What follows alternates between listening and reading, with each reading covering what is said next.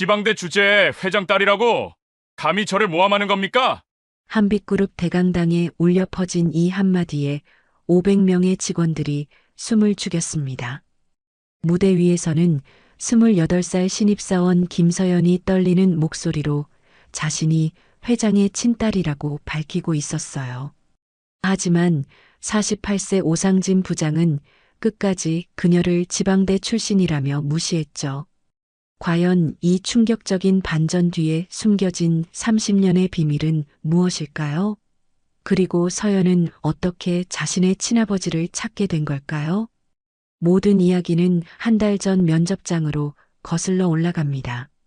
서울 강남구 한빛그룹 본사 42층. 최종 면접장의 공기는 무거웠습니다. 대기실에 앉은 10명의 지원자들은 각자 손에 든 자료를 훑어보며 긴장을 달래고 있었어요. 서울대 경영학과 졸업하고 토익 980점이에요. 키가 큰 남자 지원자가 자랑스럽게 말했습니다. 저는 연대 경제학과에 CPA까지 땄어요. 회계법인에서 3년 경력도 있고요. 옆에 앉은 여자 지원자도 지지 않겠다는 듯 대답했어요. 와, 대단하시네요. 저는 고대 경영학과인데 해외 연수도 다녀왔어요. 지원자들의 자랑 섞인 대화가 대기실을 가득 채웠습니다. 그 사이에서 김서연은 작은 몸을 움츠리며 구석자리에 앉아 있었어요. 28살 서연의 정장은 낡았지만 정성스럽게 다려져 있었습니다. 작은 엄마가 밤새 다림질해 준 것이었어요. 구두도 몇 번이나 닦아서 반질반질했지만 굽이 조금 달아 있었습니다. 서연은 밤새 외운 경제 용어가 빼곡히 적힌 수첩을 손에 꼭 쥐고 있었어요.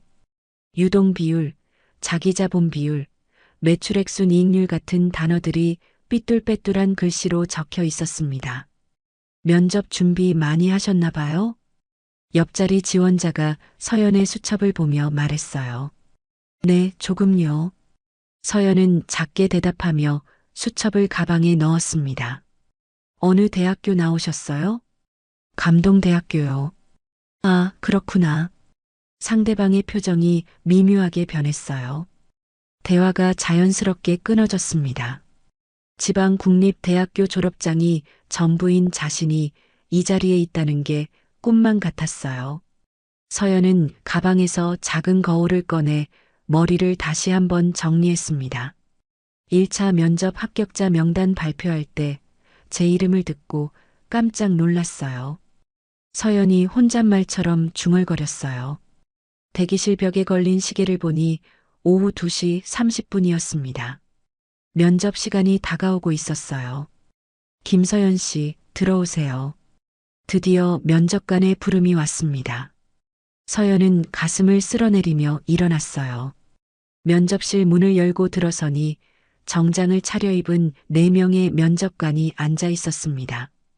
인사팀장으로 보이는 여성, 재무팀장으로 보이는 중년 남성, 그리고 임원으로 보이는 2명의 남성이었어요. 그중 맨 끝자리에는 회색 머리의 중년 남성이 조용히 자리하고 있었습니다. 다른 면접관들과는 달리 특별한 아우라가 느껴졌어요. 안녕하십니까? 김서연입니다.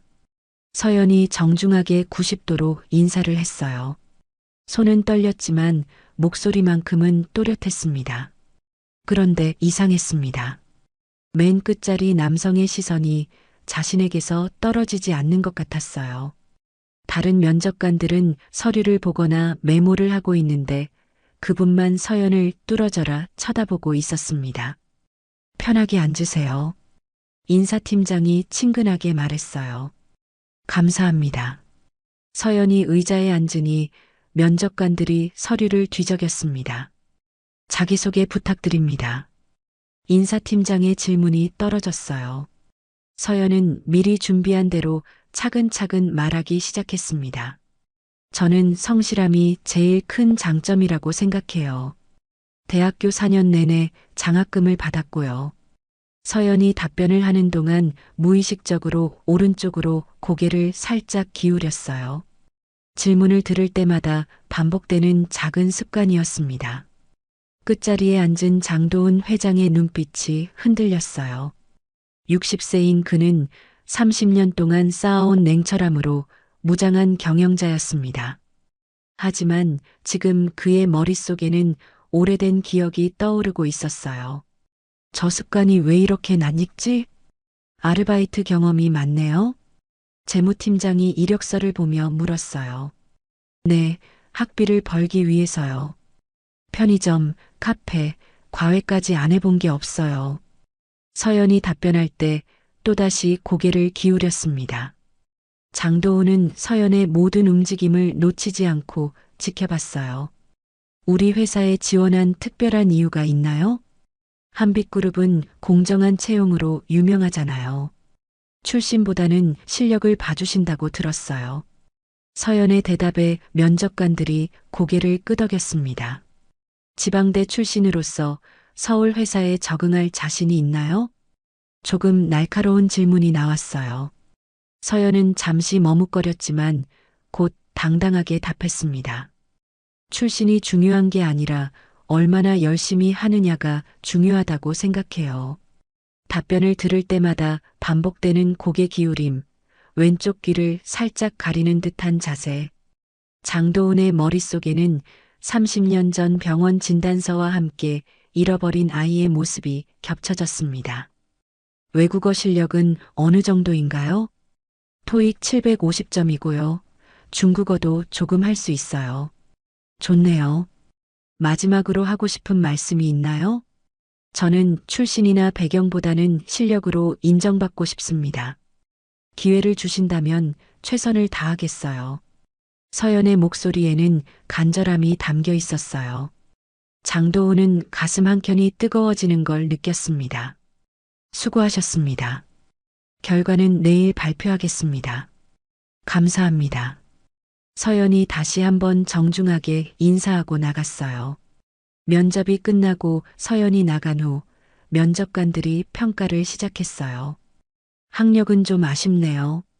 다른 지원자들에 비해서 인사팀장이 솔직하게 말했어요. 성적은 나쁘지 않은데 경험이 부족해 보여요. 재무팀장도 동의했습니다. 하지만 성실해 보이긴 해요. 답변도 진솔했고요. 그래도 한빛그룹 수준에는 좀. 장도훈은 말없이 듣고만 있었습니다. 그의 머릿속에는 아직도 서연의 고개 기울임이 선명하게 남아 있었어요. 회장님은 어떻게 생각하십니까? 인사팀장이 조심스럽게 물었어요. 다시 한번 검토해보죠. 장도훈은 애매하게 대답했습니다. 어딘가에서 본 듯한 그 습관이 계속 맴돌았어요. 면접이 모두 끝난 후 장도훈은 개인 사무실로 돌아갔습니다. 커피를 마시며 오늘 만난 지원자들을 떠올려 봤어요. 그런데 유독 김서연만 머릿속에서 떠나지 않았습니다. 왜 저 아이만 계속 생각나지? 그날 밤 장도훈은 집에 돌아와서도 잠을 이룰 수 없었어요. 서재 깊숙한 서랍을 열어 오래된 병원 진단서를 꺼내 들여다봤습니다. 30년 전 잃어버린 아이의 기록이었어요. 노랗게 바랜 종이에는 작은 글씨로 빼곡히 적혀 있었습니다. 환자명 김서연, 생년월일 1995년 3월 15일.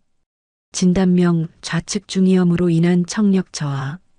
소견 소리를 들을 때 고개를 기울이는 습관이 있을 수 있음. 진단서의 한 줄이 그의 눈에 들어왔습니다. 장도훈의 손이 미세하게 떨렸어요. 설마 그럴 리가. 하지만 생년월일까지 계산해보니 김서연의 나이와 정확히 일치했습니다. 우연의 일치라고 하기에는 너무 많은 것들이 맞아떨어지고 있었어요. 장도훈은 서랍 깊숙한 곳에서 또 다른 사진을 꺼냈습니다. 30년 전 연인과 함께 찍은 마지막 사진이었어요. 사진 속 여인은 임신한 상태였습니다.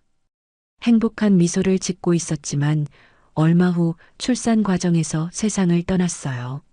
미정아, 우리 아이가 정말 살아있는 건가? 그날 밤 장도우는 새벽까지 잠들지 못했습니다. 합격 통보를 받은 서연은 기쁨에 겨워 작은엄마 김정자에게 전화를 걸었어요. 엄마, 됐어요. 한빛그룹에 합격했어요. 정말이니? 우리 서연이가? 전화기 너머로 김정자의 울먹이는 목소리가 들렸습니다. 56세인 정자는 조카를 친딸처럼 키우며 평생을 바쳐왔어요. 엄마, 울지 마세요. 기쁜 일인데. 기뻐서 우는 거야. 고생 많았다, 서연아. 이제 좋은 회사에서 떳떳하게 일할 수 있겠어요. 그래, 내 부모님도 하늘에서 기뻐하고 계실 거야. 김정자의 말에 서연은 잠시 침묵했어요. 부모님에 대해서는 아직도 궁금한 게 많았지만 작은 엄마가 힘들어할까봐 묻지 못하고 있었습니다. 엄마, 정장이랑 구두 새로 사야겠어요. 그럼 내일 같이 쇼핑 가자. 우리 서연이 첫 출근 준비를 제대로 해야지. 다음 날 두 사람은 동대문 시장으로 향했어요.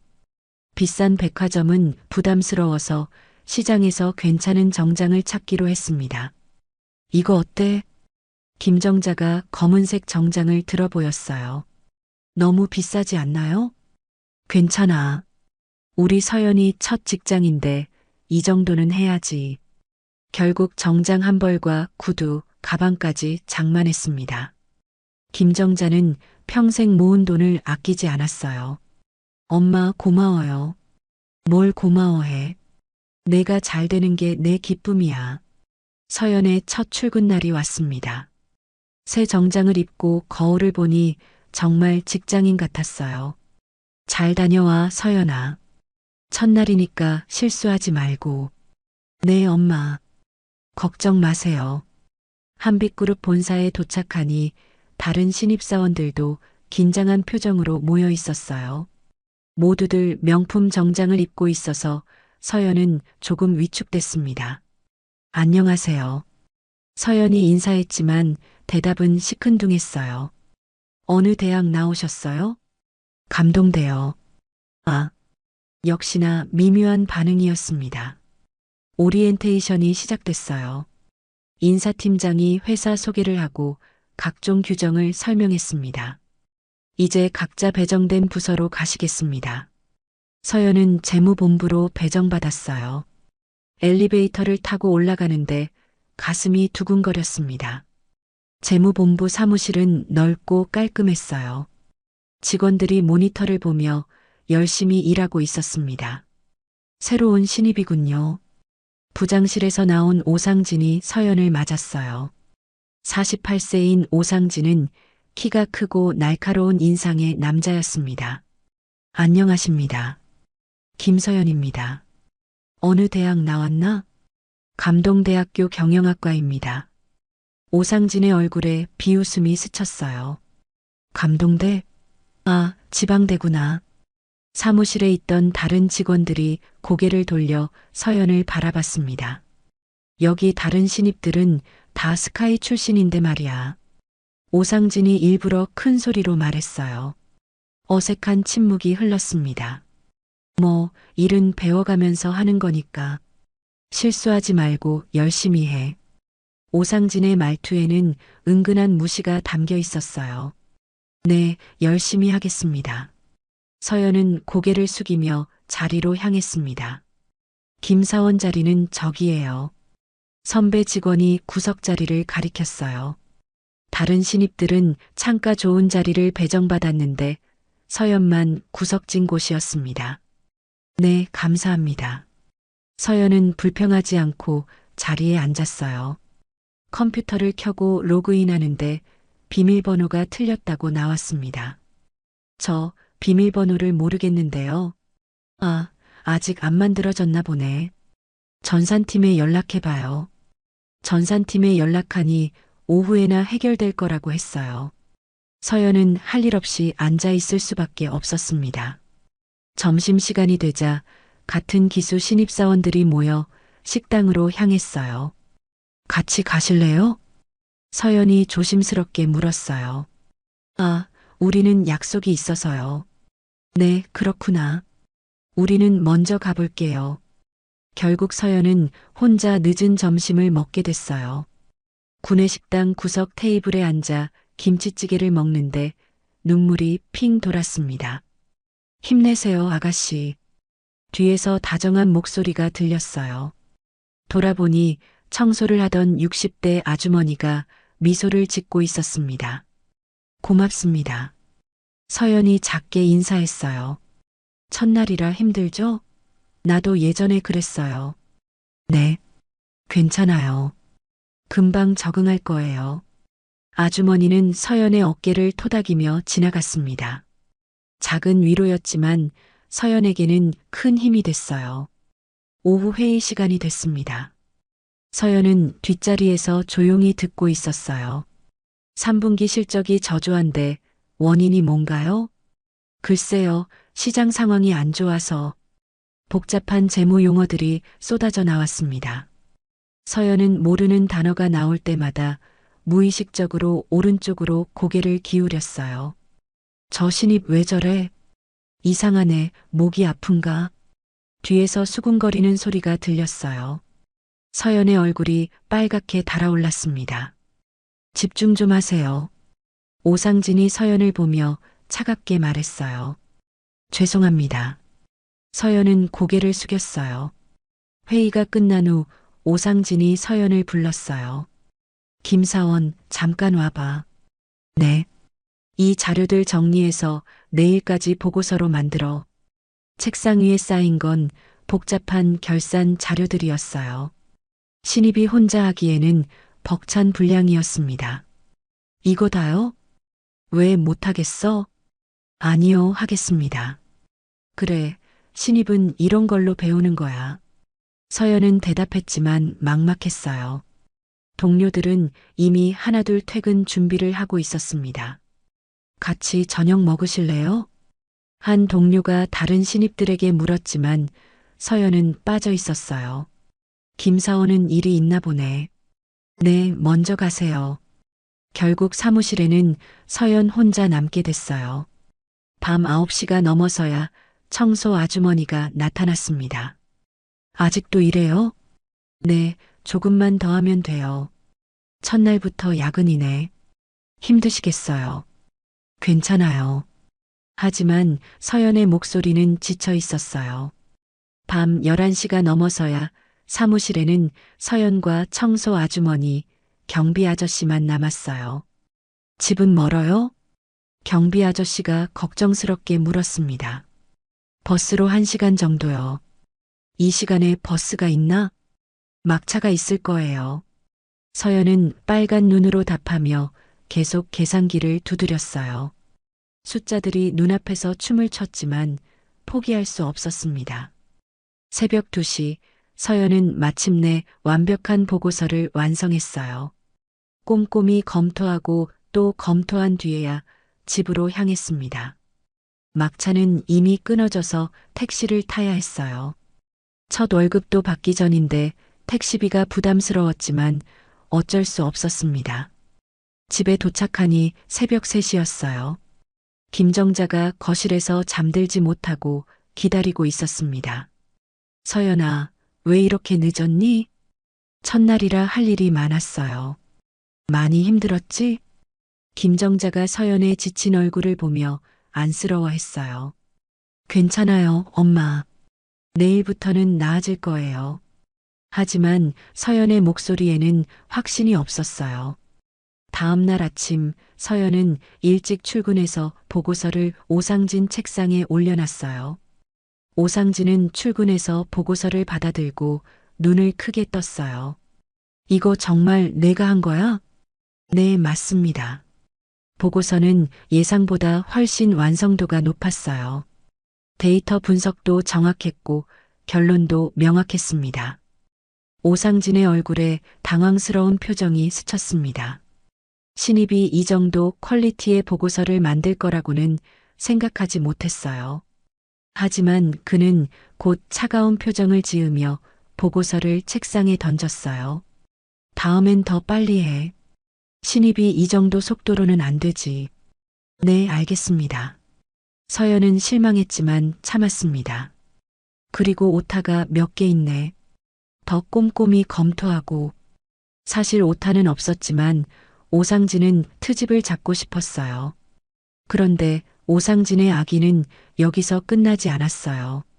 그는 서연을 본격적으로 괴롭히기 시작했습니다.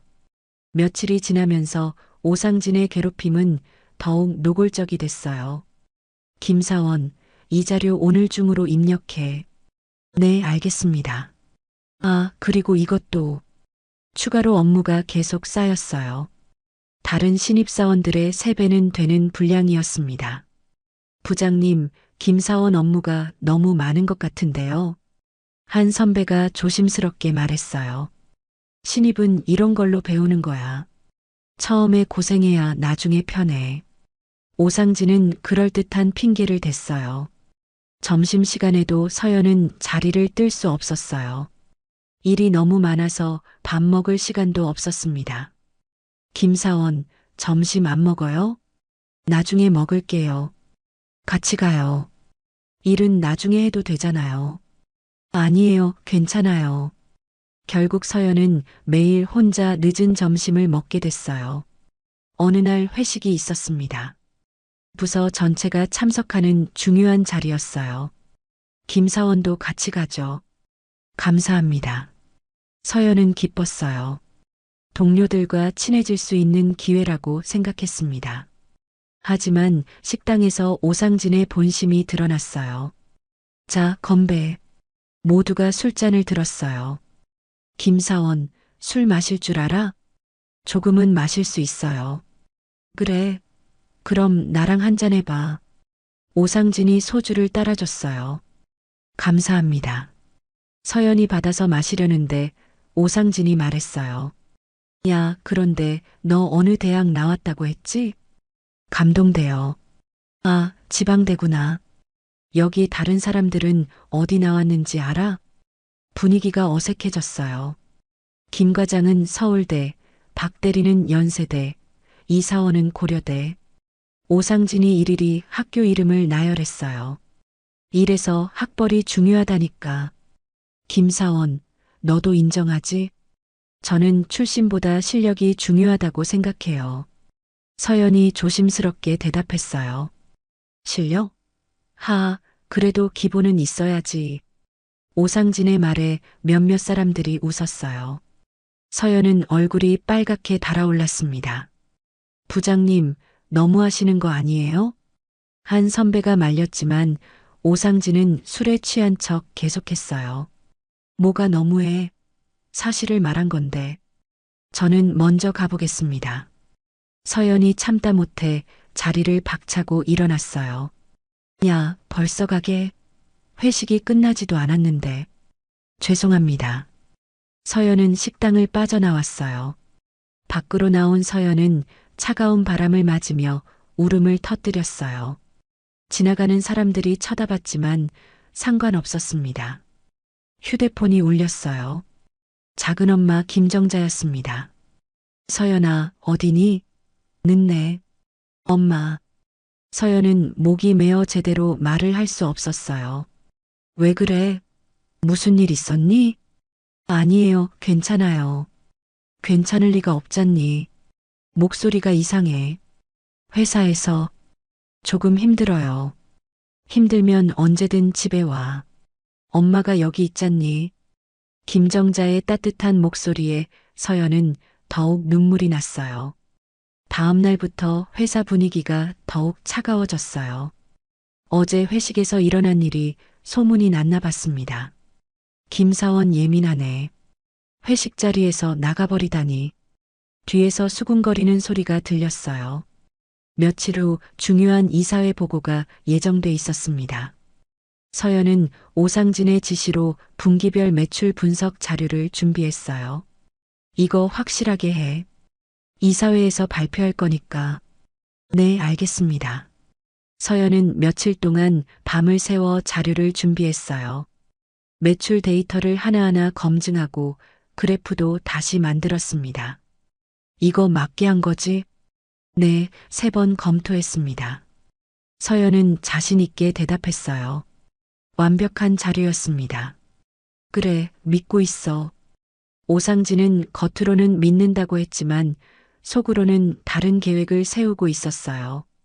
그날 밤 오상진은 몰래 회사에 들어왔습니다. 서연이 만든 자료의 핵심 수치를 몇 개 바꿨어요. 15%를 12%로 증가를 감소로 바꾸는 시기였습니다.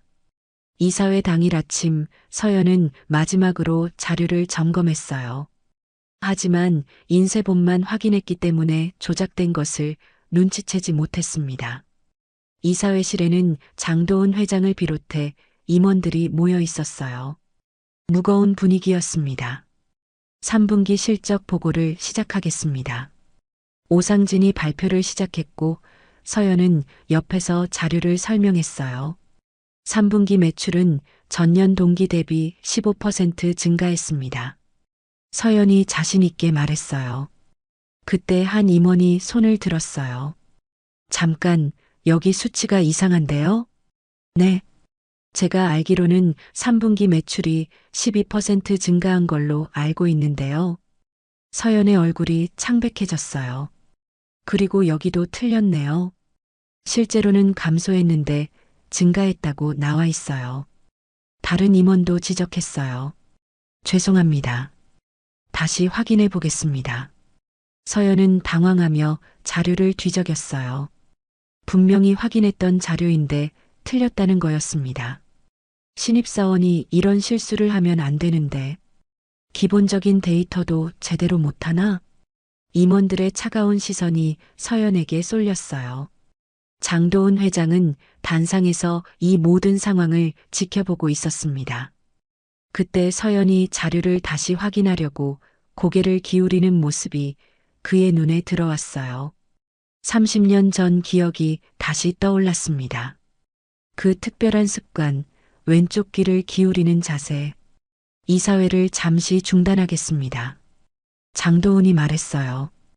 회장님, 자료를 다시 검토한 후 계속하죠. 이사회가 끝난 후 서연은 사무실로 돌아와 원본 파일을 확인했어요. 이상해. 컴퓨터에 저장된 원본은 분명히 맞는 수치였어요. 15%가 맞고 증가가 맞았습니다. 오상진 부장님, 제 자료가 바뀐 것 같은데요. 서연이 조심스럽게 말했어요. 뭔 소리야? 내가 실수한 거지. 오상진은 시치미를 뚝 뗐어요. 하지만 원본 파일은 분명히 원본을 잘못 만들어 놓고 무슨 소리를 하는 거야? 그런데 정말 이상해요. 저는 분명히 지금 나를 의심하는 거야? 오상진의 목소리가 높아졌어요. 서연은 억울했지만 증거가 없었어요. 다른 동료들도 오상진 편을 들 것 같았습니다. 죄송합니다. 서연은 고개를 숙일 수밖에 없었어요. 그날 저녁 또 회식이 있었어요. 이사회 실수에 대한 뒷수습 참모인 자리였습니다. 김사원 때문에 오늘 난리 났네. 회장님 앞에서 그런 실수를 하다니. 동료들의 시선이 차가웠어요. 술자리에서 오상진의 본심이 더욱 드러났어요. 일에서 지방대는 안 된다니까. 오상진이 술에 취한 척하며 큰 소리로 말했어요. 기본도 안 되어 있어. 데이터 하나 제대로 못 만들면서. 부장님, 너무하시는 거 아니에요? 한 동료가 조심스럽게 말했지만 오상진은 멈추지 않았습니다. 너무하긴 뭐가 너무해. 사실을 말한 건데. 학벌로 사람을 판단하시면 안 되죠. 학벌이 전부는 아니지만 기본은 되어야지. 서연은 참다 못해 자리를 박차고 일어났어요. 죄송합니다. 먼저 가보겠습니다. 또 도망가네. 이래서 정신력도 약해. 오상진의 말이 뒤에서 들렸지만 서연은 뒤돌아보지 않았어요. 밖으로 나온 서연은 한강 다리 위에서 멈춰 섰습니다. 차가운 바람이 얼굴을 때렸어요. 정말 내가 잘못한 걸까? 하지만 아무리 생각해봐도 자신이 만든 원본 자료는 정확했어요. 누군가 의도적으로 바꾼 것 같았지만 증명할 방법이 없었습니다. 휴대폰이 울렸어요. 김정자였습니다. 서연아, 집에 언제 와? 지금 가고 있어요. 목소리가 왜 그래? 또 무슨 일 있었니? 아니에요. 바람이 불어서 그래요. 거짓말하지 마. 엄마가 언제부터 널 모르나. 김정자의 목소리에 걱정이 가득했어요. 회사에서 실수를 했어요. 실수? 우리 서연이가? 네, 중요한 발표에서 틀린 자료를 준비했어요. 그럴 리 없는데. 너는 그런 실수할 아이가 아니야. 저도 모르겠어요. 분명히 맞게 했는데. 혹시 누가 방해한 건 아니니? 김정자의 직감은 정확했어요. 글쎄요, 확실하지 않아요. 서연아, 힘들면 언제든 말해. 엄마가 도와줄게. 고마워요, 엄마. 그날 밤 장도우는 늦게까지 사무실에 남아 있었어요. 서연에 대한 생각을 떨칠 수가 없었습니다. 저 아이의 습관이 왜 이렇게 신경 쓰이지? 그는 다시 서랍에서 오래된 병원 기록을 꺼내봤어요. 30년 전 잃어버린 아이에 대한 모든 기억이 되살아났습니다. 정말 우연의 일치일까? 하지만 너무 많은 것들이 일치하고 있었어요. 나이, 습관, 그리고 성씨, 이름까지. 장도우는 결심했어요. 더 확실한 증거를 찾아야 했습니다. 신입사원 건강검진 결과가 나왔습니다. 장도우는 예년과 달리 직접 결과를 검토해보고 싶다고 했어요. 회장님이 직접 보시겠다고요? 인사팀장이 놀라며 물었어요. 응, 신입사원들 건강 상태가 궁금해서. 알겠습니다. 바로 가져다 드리겠습니다. 인사팀에서 가져온 검진 결과 서류는 두꺼운 파일이었어요. 장도우는 하나씩 넘기며 꼼꼼히 살펴봤습니다. 이상민, 김태우, 박지영. 신입사원들의 이름이 하나씩 지나갔어요. 모두 건강했고 특별한 문제는 없었습니다. 그런데 김서연의 이름이 적힌 페이지에서 그의 손이 멈췄어요. 청력 검사 결과 좌측 청력 50% 미만, 우측 정상. 소견 좌측 중이염 후유증으로 추정. 일상생활에 지장 없음. 장도훈의 심장이 쿵 하고 뛰었어요. 손가락으로 그 부분을 다시 짚어보며 확인했습니다. 이럴 수가. 그는 곧장 개인 금고에서 30년 전 병원 서류를 꺼냈어요. 비밀번호를 누르는 손이 떨렸습니다. 노랗게 바랜 진단서에는 같은 내용이 적혀 있었어요. 환자명 김서연, 생년월일 1995년 3월 15일. 진단명 좌측 중이염으로 인한 청력 저하. 청력 검사 결과 좌측 50% 미만, 우측 정상. 두 서류를 나란히 놓고 비교해 보니 거의 똑같았어요. 장도훈의 손이 덜덜 떨렸습니다. 설마 그럴 리가. 하지만 면접장에서 본 고개 기울이는 습관까지 생각하니 우연이라고 하기에는 너무 일치했어요. 장도훈은 30년 전 기억을 되짚어 봤습니다. 연인 미정이 출산하던 날, 그리고 그 아이가 어릴 때 알았던 중이염. 의사가 그랬지. 청력에 영향을 줄 수 있다고. 그때는 아이와 함께 살 수 없는 상황이어서 작은 엄마에게 맡겼어요. 그 후로는 연락을 끊고 살았습니다. 김정자. 미정이 여동생 이름이 정자였는데 점점 더 많은 것들이 연결되고 있었어요. 장도훈은 비서를 불렀습니다. 과장님, 김서연 사원에 대해 좀 더 자세히 알아볼 수 있을까요? 어떤 부분을 말씀하시는 건가요? 가족관계, 성장 과정, 그런 것들 말이에요. 비서는 이상하다는 표정을 지었지만 묻지 않았어요. 조용히 알아보겠습니다. 그리고 이 일은 비밀로 해주세요. 알겠습니다, 회장님. 그날 저녁 장도훈은 회사 숙소 근처에서 서연을 기다렸습니다. 검은색 승용차 안에 앉아 멀리서 지켜보고 있었어요. 오후 9시쯤 서연이 늦은 퇴근길에 나타났습니다. 지친 표정으로 버스 정류장을 향해 걷고 있었어요. 저렇게 늦게까지 일을 시키다니. 장도훈은 오상진에 대한 분노가 치밀었어요. 그때 뒤에서 오토바이 소리가 났습니다. 서연은 소리를 듣기 위해 오른쪽으로 고개를 기울였어요. 바로 그 순간이었습니다. 장도훈은 차에서 내려 더 가까이 다가갔어요. 서연이 길을 건널 때도 같은 습관을 반복했습니다.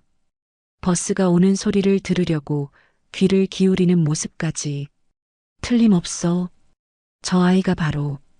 하지만 확신하기에는 아직 부족했어요. 더 확실한 증거가 필요했습니다. 다음 날 비서가 조사 결과를 가져왔어요. 김서연 사원은 어릴 때 부모를 잃고 작은 엄마 김정자 씨 밑에서 자랐다고 합니다. 김정자?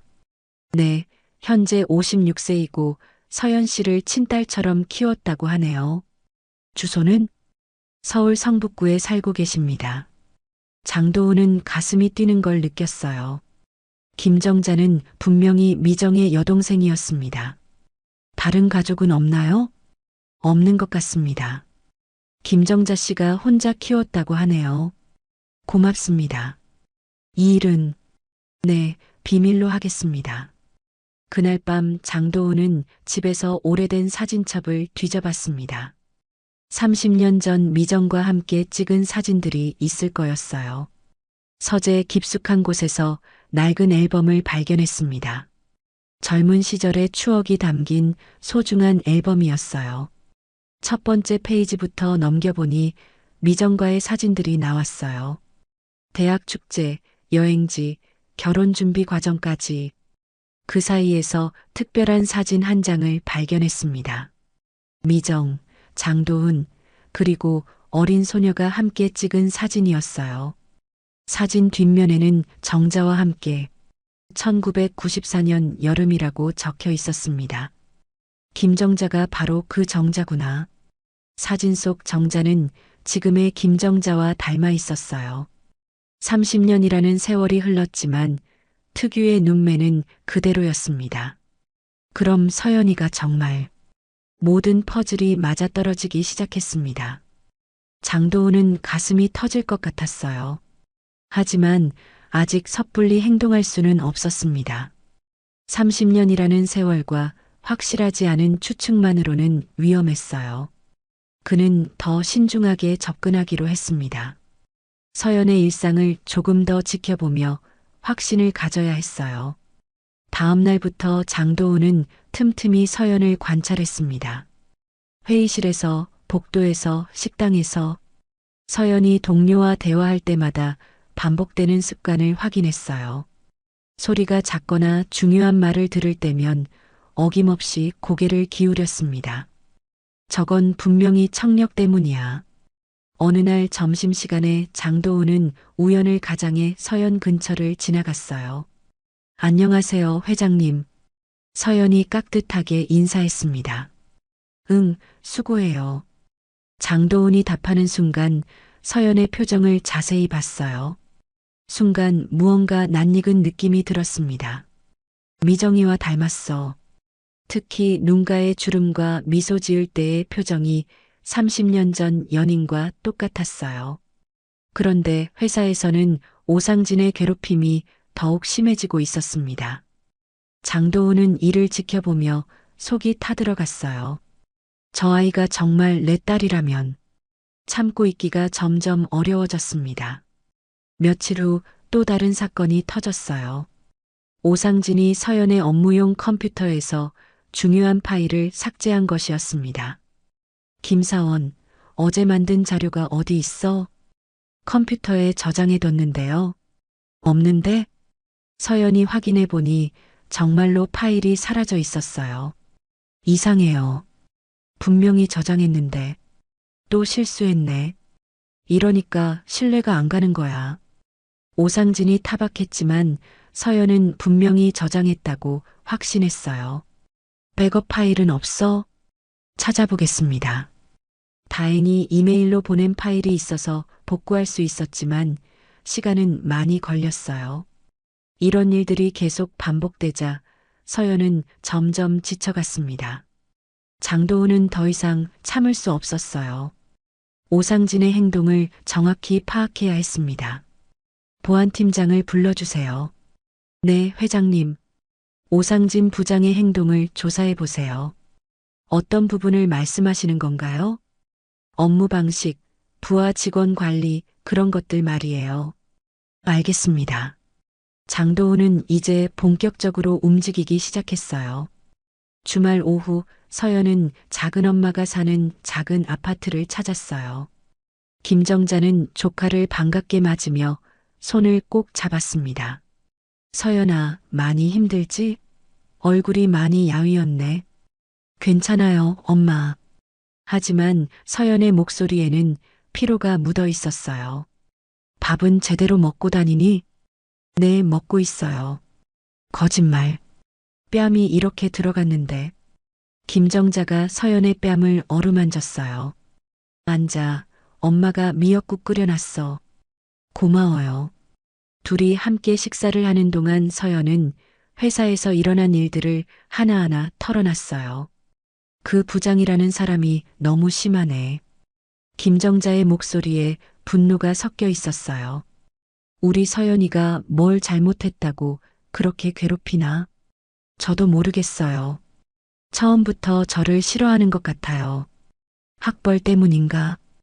그런 것 같아요. 김정자는 안쓰러운 표정으로 서연을 바라봤어요. 엄마, 그런데 궁금한 게 있어요. 뭔데? 제 부모님에 대해서 좀 더 알고 싶어요. 서연의 말에 김정자의 표정이 굳어졌습니다. 왜 갑자기 그런 걸 물어보니? 그냥 요즘 힘들어서 그런지 부모님이 그리워져요. 서연아, 다른 사람들은 힘들 때 부모님께 기대기도 하잖아요. 저는 그럴 수가 없으니까 더 외로운 것 같아요. 김정자는 잠시 망설이다가 결심한 듯 일어났어요. 잠깐만 있어. 안방으로 들어간 김정자는 옷장 깊숙한 곳에서 낡은 나무 상자를 꺼내왔습니다. 서연아, 사실 너한테 줄까 말까 고민했던 게 있어. 뭔데요? 내가 성인이 되면 주려고 했는데 이제 줘도 될 것 같아. 김정자가 상자를 열자 오래된 사진들과 편지 몇 통이 나왔어요. 이게 뭐예요? 내 부모님에 관한 거야. 서연이 사진을 들여다보니 젊은 남녀가 행복하게 웃고 있었습니다. 이분이 우리 언니, 내 엄마고. 김정자가 말을 멈췄어요. 사진 속 남자의 얼굴이 너무나 익숙했기 때문입니다. 엄마, 이분이 제 아버지예요? 서연이 사진을 자세히 보더니 놀랐어요. 신문에서 본 장도훈 회장과 놀랍도록 닮아 있었습니다. 이분, 혹시, 서연아. 김정자는 더 이상 숨길 수 없다는 듯 깊은 한숨을 내쉬었습니다. 사실은 말이야. 그때 편지 한 장이 서연의 눈에 들어왔어요. 노랗게 바른 편지지에는 정성스런 글씨가 적혀 있었습니다. 내 사랑하는 딸에게. 내가 이 편지를 읽을 때쯤이면 아빠는 너와 함께 있지 못할 거야. 정말 미안하다. 하지만 아빠는 널 사랑한다는 걸 꼭 기억해줘. 내 귀가 불편해도 주눅 들지 마라. 그건 내 잘못이 아니야. 넌 세상에서 가장 소중하고 특별한 아이니까. 언젠가 우리가 다시 만날 수 있기를 간절히 바란다. 그때까지 건강하고 행복하게 자라다오. 아빠가 너를 영원히 사랑해. 편지 맨 아래에는 아빠 장도훈이라는 서명이 또렷하게 적혀 있었어요. 서연의 손이 떨렸습니다. 편지를 읽고 또 읽었지만 믿기지 않았어요. 엄마, 이게 정말 제 아버지가 쓴 편지예요? 김정자는 고개를 끄덕이며 눈물을 흘렸습니다. 그래, 서연아. 내 아버지는 지금 너와 같은 회사에 있어. 같은 회사예요? 한빛그룹 회장이 바로 내 친아버지야. 서연은 충격에 빠져 말을 잃었어요. 지난 몇 주 동안 자신을 지켜보던 회장의 시선이 떠올랐습니다. 그럼 저를 알고 계시는 건가요? 아마도. 너를 보고 뭔가 눈치챘을 거야. 김정자는 30년 전 이야기를 천천히 들려줬어요. 너희 아버지와 엄마는 대학교 때부터 사귀었어. 정말 사랑하는 사이였지. 그럼 왜? 내 엄마가 임신했을 때 두 사람 다 너무 어렸어. 아직 대학생이었거든. 김정자의 목소리가 떨렸어요. 그래도 결혼하기로 했지. 너 때문에라도. 그런데요? 내 엄마가 출산 과정에서 큰 출혈이 있었어. 그리고 김정자는 더 이상 말을 잇지 못했어요. 엄마가 돌아가셨구나. 서연이 조용히 말했어요. 그래. 내 아버지는 충격이 너무 컸어. 갓난아기인 너를 혼자 키울 수도 없는 상황이었고, 그래서 작은 엄마가 키우게 된 거군요. 처음에는 임시로 맡기는 거였어. 나중에 아버지가 안정되면 데려가기로 했지. 그런데 시간이 지날수록 아버지는 연락을 끊었어. 너를 보면 내 엄마 생각이 나서 견딜 수 없다고 했지. 김정자의 눈에서 눈물이 흘렀어요. 그래서 내가 너를 키우게 됐어. 친딸처럼. 엄마. 서연도 울음을 터뜨렸어요. 그동안 궁금했던 모든 것이 한순간에 풀렸습니다. 그분도 너무 힘들어 하셨어. 매달 양육비를 보내주시고 가끔 멀리서 너를 지켜보기도 하셨지. 정말요? 초등학교 입학식 때도 오셨어? 물론 너는 몰랐지만 서연은 더욱 눈물이 났어요. 중학생 때 내가 아프다고 연락드렸을 때는 병원비까지 다 내주셨어. 저는 왜 아무것도 몰랐을까요? 내가 상처받을까봐 말하지 않았어. 그리고 내 아버지도 그걸 원하셨고, 김정자는 상자에서 또 다른 사진을 꺼냈어요. 이건 내가 돌 때 찍은 사진이야. 사진에는 아기를 안고 있는 젊은 장도은의 모습이 있었어요. 얼굴에는 애틋함과 슬픔이 동시에 묻어 있었습니다. 아버지 표정이 왜 이렇게 슬퍼 보이죠? 너를 놓아보내야 한다는 걸 알고 있었거든. 서연은 사진을 가슴에 꼭 안았어요. 엄마, 저 어떻게 해야 할까요? 그건 내가 결정할 일이야. 하지만 그분도 너를 그리워하고 계실 거야. 30년 만에 갑자기 나타나면 놀라시지 않을까요? 아마 이미 눈치채고 계실 거야. 내 습관이나 생김새를 보면 알 수 있어. 그날 밤 서연은 편지를 읽고 또 읽으며 잠을 이룰 수 없었어요. 내 귀가 불편해도 주눅 들지 마라. 아버지가 자신의 청력 문제를 알고 있었다는 게 신기했어요. 넌 세상에서 가장 소중하고 특별한 아이니까. 이 말이 가슴 깊이 와 닿았습니다. 다음 날 출근길, 서연은 큰 결심을 했어요. 직접 회장님께 찾아가서 진실을 확인하겠다고 다짐했습니다. 하지만 막상 회사에 도착하니 용기가 나지 않았어요. 만약 잘못 생각한 거라면? 만약 회장님이 부담스러워 하신다면?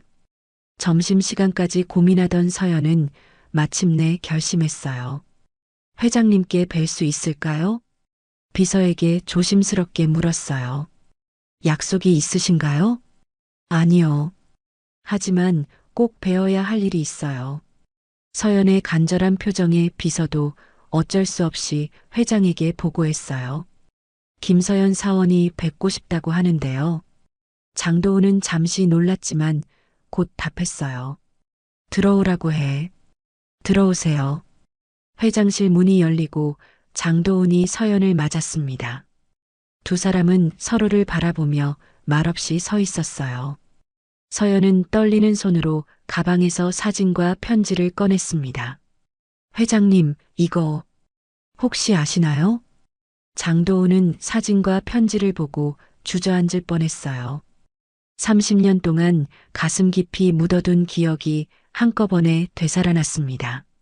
이걸 어디서 구했니? 장도은의 목소리가 떨렸어요.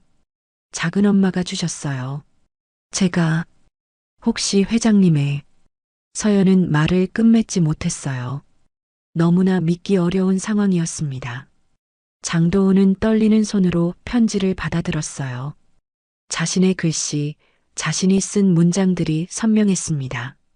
내 사랑하는 딸에게 30년 전 새벽에 홀로 써내려간 그 편지였어요. 눈물을 흘리며 쓴 아버지의 마음이 그대로 담겨 있었습니다. 서연아. 장도훈이 서연의 이름을 부르는 순간 두 사람 모두 눈물이 터졌어요. 정말, 정말 제 아버지세요?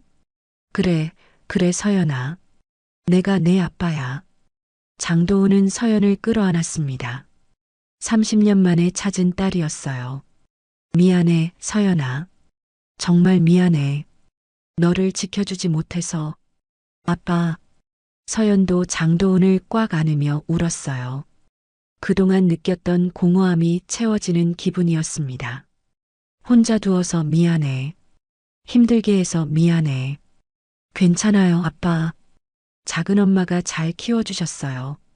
한참을 울고 난 뒤 두 사람은 차분히 앉아 이야기를 나눴어요. 면접 때부터 알아봤어. 내 습관을 보고 말이야. 저도 이상하다고 생각했어요.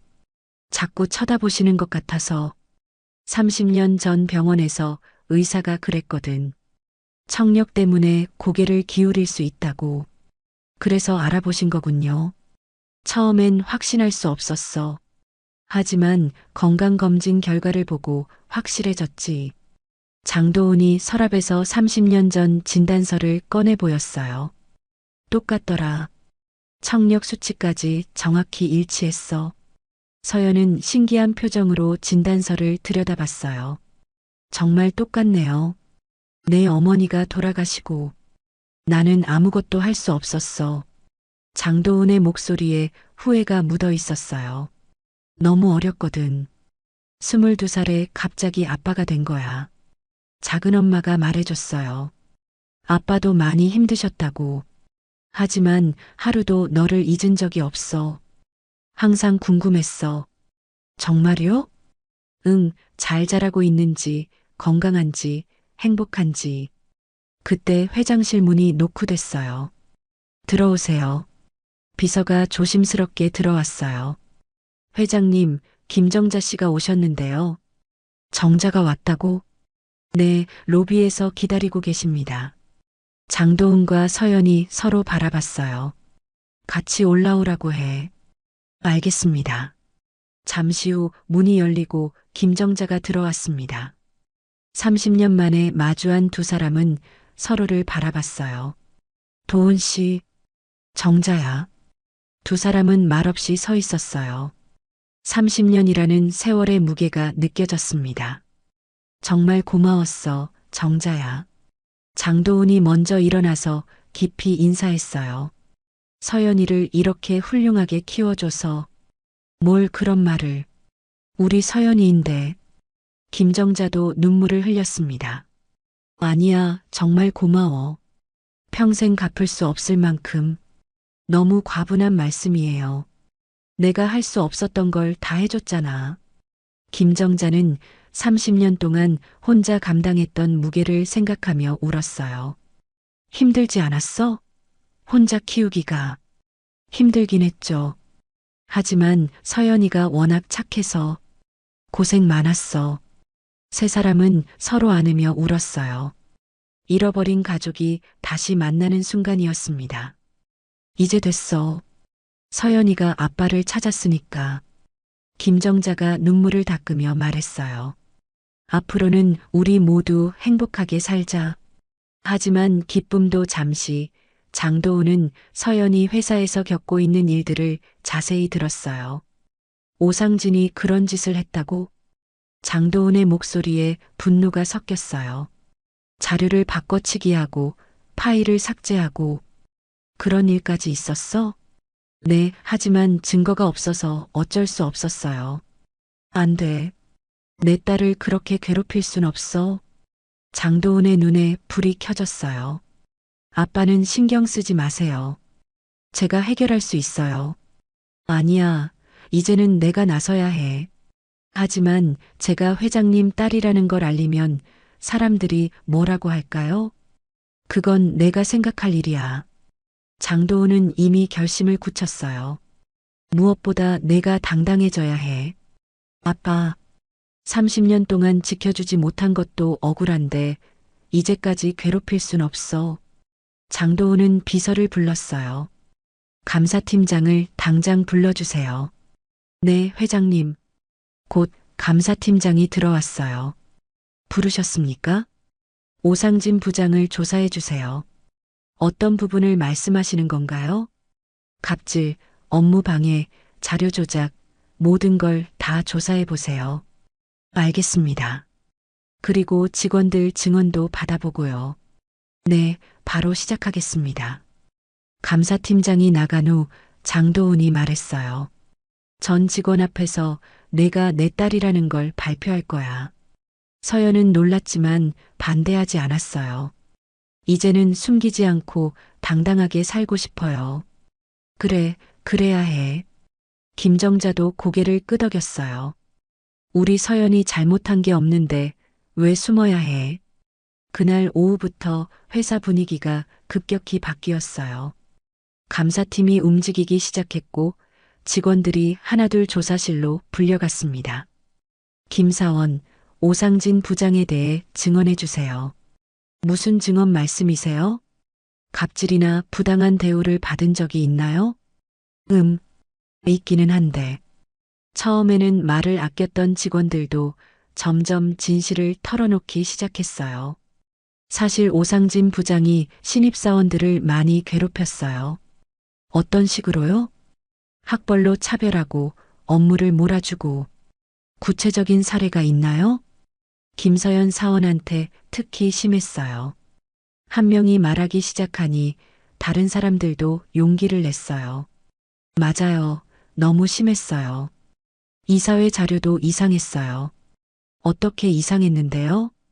김서연 사원이 만든 원본은 정확했는데 발표용은 틀려 있었어요. 확실한가요? 네, 제가 미리 확인해 봤거든요. 점점 더 많은 증언들이 나왔어요. 오상진의 갑질은 서연뿐만 아니라 다른 직원들에게도 있었던 일이었습니다. 오상진은 뭔가 이상하다는 걸 눈치챘어요.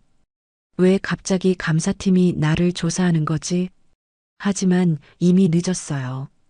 그동안 숨겨왔던 모든 것들이 하나씩 드러나기 시작했습니다. 부장님, 감사팀에서 부르셨습니다. 뭐 때문에? 모르겠습니다. 가보시면 알 것 같은데요. 오상진은 불안한 마음으로 감사실로 향했어요. 앉으세요. 무슨 일로 부르셨는지요? 몇 가지 확인하고 싶은 게 있어서요. 감사관이 서류를 꺼내며 말했어요. 김서연 사원에 대한 업무 지시 내역을 보겠습니다. 네. 다른 신입사원들에 비해 과도한 업무를 시킨 것 같은데요. 오상진은 당황했지만 태연한 척했어요. 신입사원 교육 차원에서 한 일입니다. 그런데 업무량이 다른 사원의 3배가 넘는데요. 그건 그리고 이사회 자료건은 어떻게 설명하시겠어요? 뭐가 문제인가요? 원본 파일과 발표 자료가 다르더군요. 오상진의 얼굴이 굳어졌어요. 그런 일은 없었는데요. 여러 직원들이 목격했다고 증언했습니다. 감사관이 증언서들을 내밀었어요. 이것들 다 확인해 보시겠어요? 오상진은 식은땀을 흘리며 증언서들을 훑어봤어요. 자신의 모든 행위가 낱낱이 기록되어 있었습니다. 그 시간 장도훈은 전 직원 회의를 준비하고 있었어요. 내일 오전에 전체 회의를 소집해 주세요. 네, 회장님. 무슨 발표가 있으신가요? 중요한 발표가 있어요. 장도훈은 서연과 김정자와 함께 마지막 준비를 했어요. 긴장되니? 조금이요. 괜찮아. 아빠가 옆에 있잖아. 고마워요, 아빠. 드디어 모든 것이 밝혀질 순간이 다가오고 있었어요. 다음 날 아침, 전 직원이 모인 대강당의 분위기는 무거웠습니다. 갑작스러운 전체 회의에 모두가 궁금해했어요. 왜 갑자기 전체 회의를 한다는 거지? 감사팀이 며칠째 조사하고 있잖아. 오상진 부장 때문인가? 직원들이 웅성거리는 가운데 무대 위로 장도은 회장이 올라왔어요. 조용히 해주세요. 강당이 순식간에 정적에 휩싸였어요. 오늘 여러분께 중요한 발표를 하겠습니다. 장도은의 목소리가 강당 전체에 울렸어요. 그 전에 한 분을 소개하겠습니다. 장도은이 손짓하자 서연이 무대로 올라왔어요. 직원들은 더욱 궁금해했습니다. 재무본부 김서연 사원입니다. 박수가 여기저기서 터져나왔어요. 그런데 이 직원은 저에게 특별한 의미가 있습니다. 강당이 더욱 조용해졌어요. 장도은은 서연의 손을 잡았어요. 김서연 사원은 바로 제 딸입니다. 강당이 순식간에 조용해졌어요. 그리고 곧 터져나오는 웅성거림. 뭐라고? 회장님 딸이라고? 30년 전 어쩔 수 없는 사정으로 헤어졌다가 이제야 다시 만났습니다. 직원들은 충격에 빠졌어요. 특히 오상진의 얼굴은 새하얗게 변했습니다. 그동안 혼자 힘겹게 살아온 딸을 자랑스럽게 생각합니다. 박수가 터져나오기 시작했어요. 이때 서연이 마이크를 잡고 나섰어요. 잠깐만요. 강당이 다시 조용해졌어요. 저는 특별 대우를 받으려고 여기 온 게 아닙니다. 서연의 목소리에 진정성이 담겨 있었어요. 저는 실력으로 인정받고 싶습니다. 앞으로도 다른 직원들과 똑같이 대해주세요. 제가 회장의 딸이라는 이유로 특혜를 주시면 안 됩니다. 박수가 더욱 크게 터져나왔어요. 진정성 있는 서연의 말에 직원들이 감동한 것이었습니다.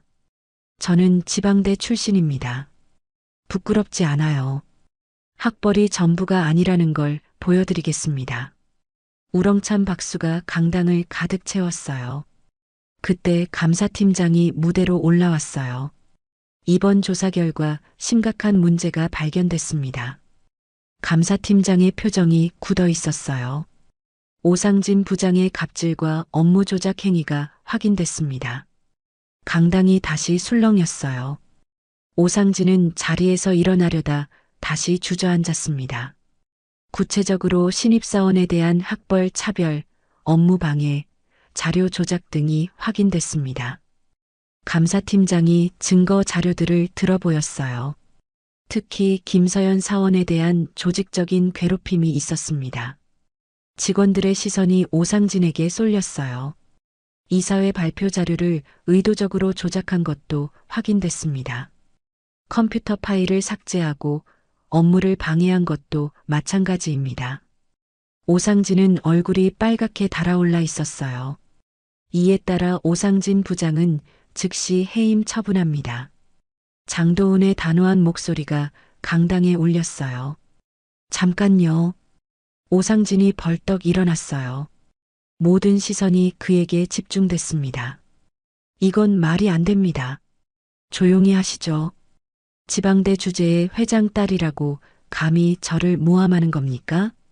오상진의 마지막 말에 강당이 얼어붙었어요. 아직도 정신을 못 차리고 있었습니다. 지방대 주재라고요? 장도은의 목소리에 분노가 섞였어요. 제 딸이 어느 대학을 나왔든 그게 당신이 함부로 할 이유가 됩니까? 그건 학벌로 사람을 차별하는 당신 같은 사람이 우리 회사에 있을 자격이 없습니다. 박수가 터져나왔어요. 사필 규정이다. 한 직원이 외쳤어요. 맞아요. 당연한 처사예요. 다른 직원들도 동조했어요. 지방대가 어때서요? 실력이 중요하지.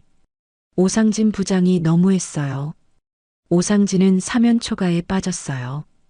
여러분, 이건 오해입니다. 무슨 오해요? 증거가 다 있는데. 당장 짐 싸서 나가세요. 직원들의 분노가 폭발했어요. 당장 짐을 싸서 나가십시오. 장도은이 최후 통첩을 내렸어요. 보안 요원들이 오상진을 에스코트했어요. 그는 마지막까지 중얼거렸습니다. 지방대 주재에. 이럴 수가. 아직도 정신 못 차렸네. 저런 사람이 부장이었다니. 오상진이 강당을 나가자 분위기가 완전히 바뀌었어요. 이제부터 우리 회사는 출신이나 배경이 아닌 실력으로 평가받는 곳이 됩니다. 장도은의 선언에 뜨거운 박수가 쏟아졌어요. 학벌 차별은 절대 용납하지 않겠습니다. 능력 있는 사람이 인정받는 회사를 만들겠습니다. 우레와 같은 박수가 계속됐어요. 회의가 끝난 후 동료들이 서연에게 다가왔어요. 서연 씨, 미안해요. 그동안 제대로 도와주지 못해서. 괜찮아요. 이해해요. 앞으로 잘 부탁드려요.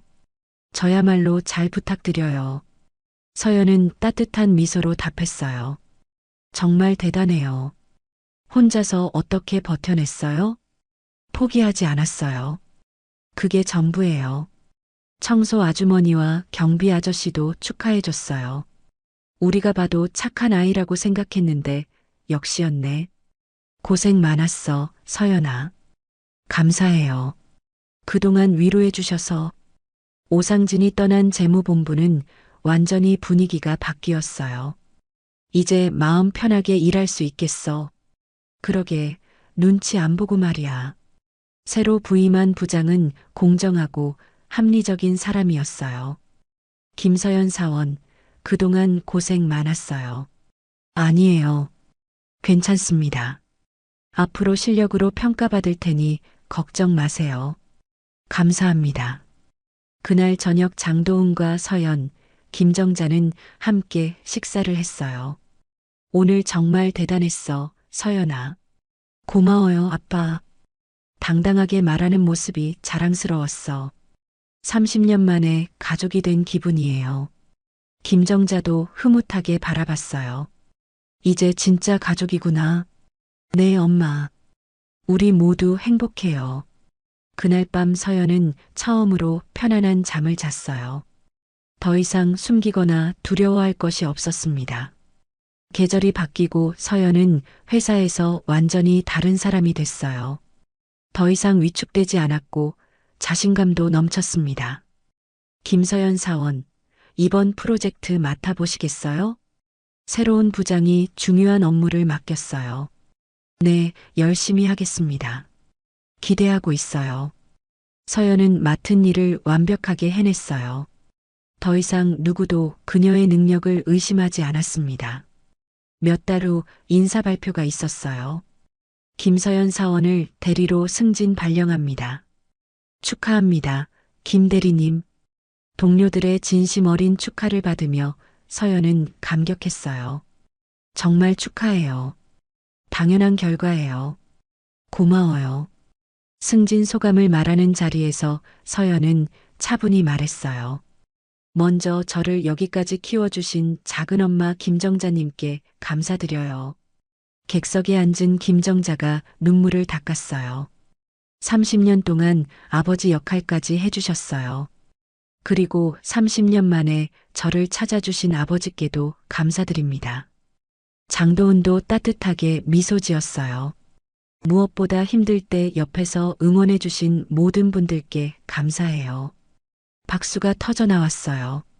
앞으로도 열심히 하겠습니다.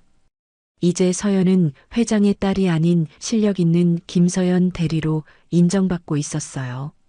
점심시간에 후배 사원이 서연을 찾아왔어요. 대리님, 상담 좀 해주세요. 무슨 일이에요? 저도 지방대 출신인데 자신감이 없어요. 왜요? 어느 대학을 나왔든 중요한 건 지금부터예요. 서연은 후배의 어깨를 토닥이며 용기를 줬어요. 저도 처음엔 많이 위축됐어요. 정말요? 네, 하지만 포기하지 않으면 길이 보여요. 어떻게 극복하셨어요? 실력으로 보여줬어요.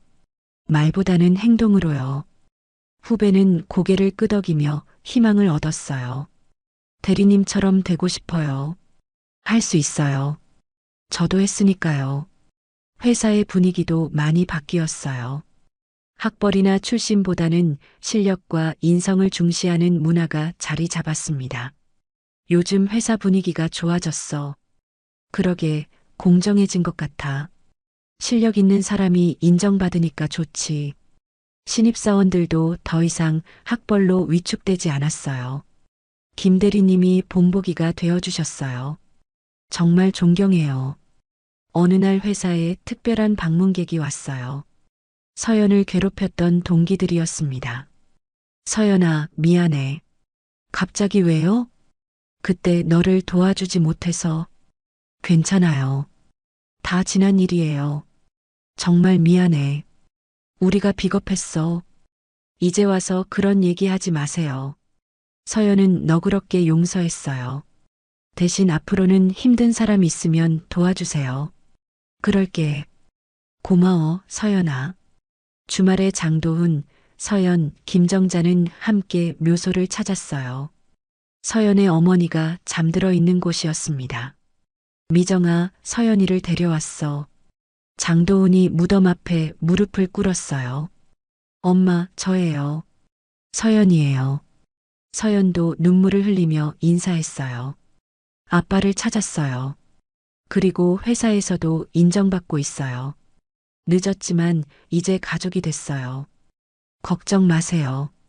김정자도 조용히 합장했어요. 언니, 서연이 잘 키웠지? 이제 아빠가 찾았으니까 안심해. 오랜 세월 혼자 감당했던 책임이 이제 끝났다는 안도감이 들었어요. 고마웠어, 미정아. 우리 딸 잘 키워줘서. 장도훈도 고인에게 감사를 표했어요. 집으로 돌아오는 길에 서연이 말했어요. 아빠, 작은엄마도 이제 편히 쉬셨으면 좋겠어요. 그러게. 정자 누나가 얼마나 고생했는지. 장도훈은 김정자를 향해 고개를 숙였어요. 정말 고마워, 누나. 평생 갚을 수 없을 만큼. 뭘 그런 소리를. 가족인데. 김정자는 웃으며 대답했어요. 이제부터는 내가 정자 누나 모실게. 괜찮아, 도훈 씨. 아니에요. 당연한 일이에요. 그날 저녁 세 사람은 함께 저녁을 준비했어요. 서연이 설거지를 하고 장도훈이 차를 끓이고 김정자가 과일을 깎았습니다. 이런 게 가족이구나. 서연이 감탄하며 말했어요. 앞으로 계속 이렇게 지내요. 그래야지. 이제 우리는 진짜 가족이니까. 장도훈이 웃으며 대답했어요. 30년 잃어버린 시간이 아깝지 않아요. 왜? 이제부터가 더 중요하니까요. 며칠 후 회사에서 서연은 또 다른 중요한 프로젝트를 맡게 됐어요. 김 대리, 이 프로젝트 큰 건데 괜찮겠어요? 동료가 걱정스럽게 물었어요. 네, 해보겠어요. 서연은 환하게 웃었어요. 이제 더 이상 주눅 들지 않았습니다. 믿고 맡길게요. 프로젝트는 성공적으로 끝났고 서연의 능력은 다시 한번 입증됐어요. 역시 김 대리야. 정말 대단해. 칭찬이 쏟아졌지만 서연은 겸손했어요. 모두가 도와주신 덕분이에요. 퇴근길에 서연은 오른쪽으로 고개를 기울이며 버스 소리를 들었어요. 예전처럼 부끄러워하지 않았습니다. 오히려 당당했어요. 이제는 자신의 특별함을 인정하고 받아들였거든요. 집에 도착해서 작은엄마와 아버지에게 전화를 걸었어요. 오늘도 안전히 도착했어요. 고생했어, 서연아. 김정자의 따뜻한 목소리였어요. 내일 저녁에는 우리 집에서 같이 먹자. 장도훈의 다정한 목소리도 들렸어요. 네, 좋아요. 따뜻한 목소리들이 서연의 마음을 채웠어요. 그날 밤 서연은 30년 전 아버지가 쓴 편지를 다시 읽었어요. 내 귀가 불편해도 주눅 들지 마라. 넌 세상에서 가장 소중한 아이니까. 이제야 그 말의 진정한 의미를 알 것 같았어요. 창밖으로 별이 빛나고 있었어요. 서연은 웃으며 편지를 가슴에 안았습니다. 고마워요, 아빠. 이렇게 찾아주셔서. 고마워요, 엄마. 이렇게 키워주셔서. 그리고 엄마 하늘에서 지켜봐 주셔서 고마워요. 잃어버린 30년의 시간이 전혀 아깝지 않았어요. 왜냐하면 그 시간이 있었기에 지금의 행복이 더욱 소중하게 느껴졌거든요. 서연은 미소를 지으며 내일을 기대했습니다. 가족과 함께할 새로운 하루를 말이에요. 그리고 회사에서도 더 많은 사람들에게 희망을 줄 수 있을 거라고 확신했어요. 학벌이나 출신이 아닌 실력과 인성으로 평가받는 세상. 서연은 그런 세상을 만드는데 자신도 기여하고 싶었습니다. 밤하늘의 별들이 더욱 밝게 빛나고 있었어요. 마치 새로운 시작을 축복하는 것처럼 말이에요.